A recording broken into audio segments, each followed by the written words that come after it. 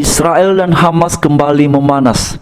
Peristiwa yang bermula pada tanggal 7 Oktober 2023 sekitar 2 tahun yang lalu, dimulai dari serangan Hamas kepada pihak Israel secara mendadak, telah membuat suasana antara kedua belah pihak sampai hari ini semakin mencekam dan nampaknya sulit sekali untuk melihat adanya titik terang sebagai solusi atas situasi tersebut.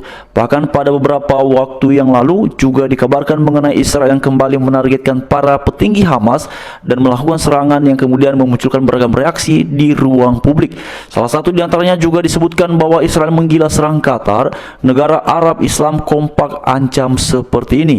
Para pemimpin negara-negara Arab dan Islam berkumpul di Doha, Qatar untuk menggelar KTT darurat yang diadakan sebagai respons atas serangan Israel terhadap Qatar. Dalam draft resolusi yang beredar, para pemimpin akan mengeluarkan peringatan keras bahwa serangan yang dilakukan oleh pihak Israel dan juga tindakan permusuhan tersebut lainnya dapat mengancam prospek perdamaian dan juga normalisasi di kawasan tersebut. Lalu kemudian teman-teman Bapak Ibu sekalian juga diuraikan mengenai bahwa tindakan-tindakan ini mengancam semua yang telah dicapai dalam jalur normalisasi hubungan dengan Israel, termasuk perjanjian yang ada saat ini dan di masa mendatang.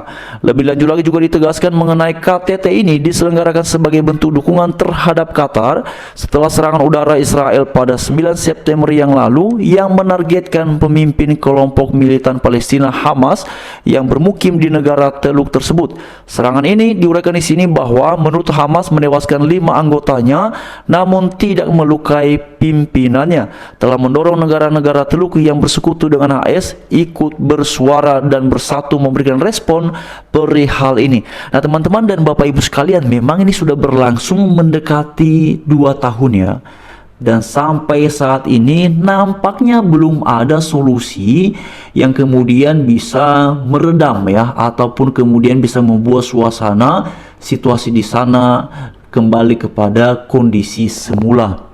Nah, pada beberapa waktu yang lalu memang ada narasi dari berbagai negara, beberapa negara yang cukup vokal menyampaikan perihal itu mengenai adanya win-win solution ya. Jadi kedua belah pihak ini berdamai, lalu kemudian adalah negara Israel, lalu kemudian juga adalah negara Palestina. Jadi masing-masing diberikan pengakuan.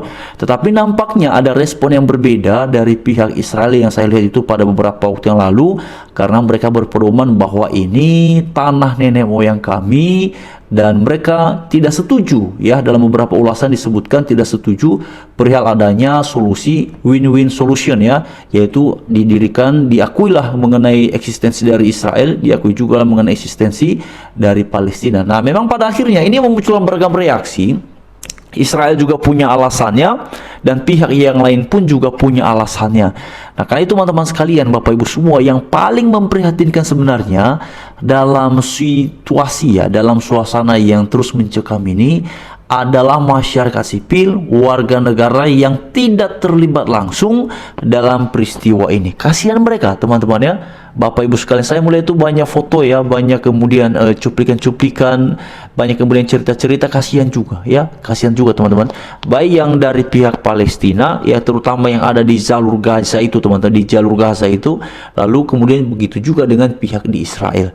Jadi memang banyak sekali yang kemudian menjadi korban, baik korban langsung maupun korban tidak langsung atas situasi yang seperti ini. Nah yang saya maksudkan korban langsung ini teman-teman adalah mereka yang kemudian ikut terdampak ya atas peristiwa ini, misalnya tempat tinggal yang menjadi rusak, lalu kemudian juga bahkan berkorban nyawa dan hal-hal lainnya yang membuat mereka berada dalam situasi bahaya.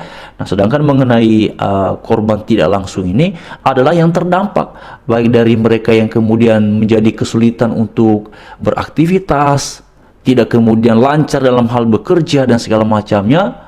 Nah ini yang kemudian sangat disayangkan.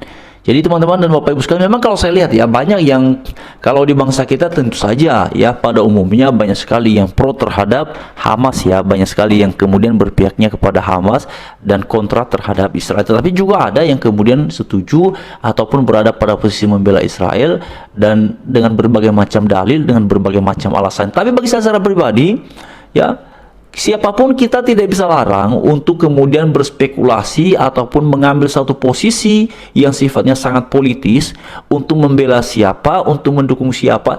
Tetapi kita sebenarnya yang paling penting ini adalah melihat mengenai warga sipil yang pada dasarnya mereka tidak ingin terlibat atas situasi seperti ini. Nah itu sebenarnya teman-teman. Nah beberapa waktu yang lalu ini juga lagi ramai kawan-kawan. Saya nggak tahu ya kalian sudah melihat mengenai ini atau enggak.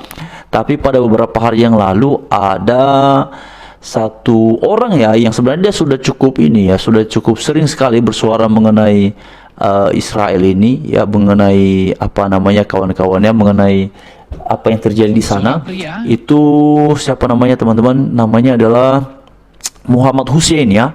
Muhammad Hussein. Jadi pada beberapa waktu yang lalu dia ini juga ya dalam sebuah video pendek itu yang saya lihat, dia kan mau pergi ya ke Gaza katanya. Dalam beberapa cuplikan tuh saya lihat dinarasikan ya, mereka mau membuka blokade katanya di sana ya. Tapi ternyata kawan-kawan sekalian itu tidak jadi katanya ya, mereka sampai ke sana tetapi mereka kembali lagi ke Indonesia katanya karena situasinya tidak kondusif ya. Memang dari sebelum-sebelumnya juga situasi di sana tidak kondusif. Tapi yang mau saya sampaikan adalah inilah salah satu contoh mengenai beragam sekali reaksi, beragam sekali sikap terhadap apa yang terjadi di sana. Berbeda lagi dengan Pavel 88. Teman-teman mungkin kalian tahu ya, kalau Pavel 88 itu tentu saja narasi-narasi yang beliau sampaikan kecenderungannya adalah memberikan kritik yang berpihak kepada Israel tetapi tidak kepada Hamas. Nah itu jelas sekali teman-temannya dalam narasi-narasi yang disampaikan. Dan ini adalah contoh-contoh mengenai begitu banyaknya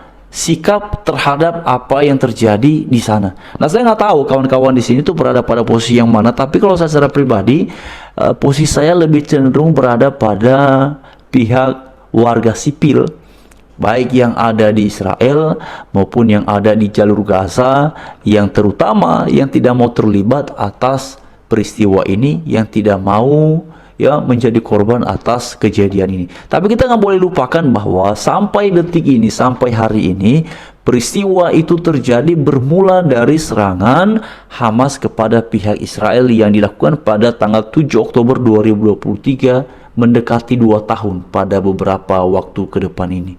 Ya kita akan sedikit lagi masuki bulan Oktober pada tanggal 7, berarti ini sudah berlangsung 2 tahun teman-teman. Jadi itu waktu yang sangat lama sekali, waktu yang cukup lama. Jadi inilah yang kemudian yang sampai hari ini masih saja terjadi dan belum ada teman-teman ya solusi yang nampaknya akan diterima oleh kedua belah pihak. Karena pada waktu yang lalu ini kan sebenarnya yang sedang ramai itu kan justru mengenai win-win solution itu ya. Jadi kan kedua negara diakui eksistensinya, diakui keberadaannya, tapi ternyata ada penolakan karena alasan-alasan tertentu. Nah inilah yang terjadi ya. Tapi lagi-lagi kawan-kawan ya, saya nggak tahu ya kalian berpikirnya seperti apa mengenai apa yang terjadi di sana. Namun sampai hari ini memang juga tidak bisa dikesampingkan, tidak bisa diabaikan. Masih saja banyak orang yang berpikir bahwa apa yang terjadi di sana itu perihal ada hubungannya dengan hal-hal agama ya. Padahal jelas sekali ini adalah murni politik ya. Ini murni mengenai wilayah, tidak ada sebenarnya kaitannya dengan agama ya.